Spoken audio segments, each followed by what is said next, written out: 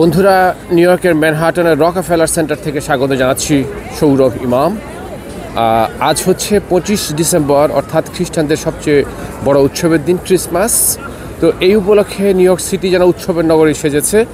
সবাই যাচ্ছে Rockefeller centre. এখানে সবচেয়ে বড় গ্যাদারিংটা হয়, হাজারো মানুষের ভিড়।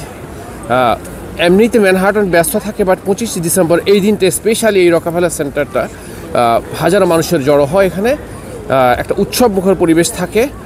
প্রচণ্ড ঠান্ডা উপেক্ষা করে হাজারো মানুষ এসছে এখানে বিশ্বের বিভিন্ন প্রান্ত থেকে। নিউ ইয়র্ক এমনি জমজমাট থাকে, আপনারা জানেন, বাট আজকেটা একটু স্পেশাল। তো আমরা এখানে আপনাদেরকে দেখানোর চেষ্টা করছি কেমন উদযাপন করছে মানুষ। বেশ বর্ণিল একটা ভাব।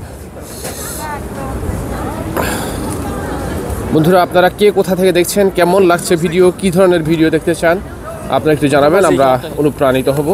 আপনাদের জন্য শুভকামনা। সবাই ভালো থাকবেন, সবসময় সৌরভ ইমামের সাথে থাকবেন।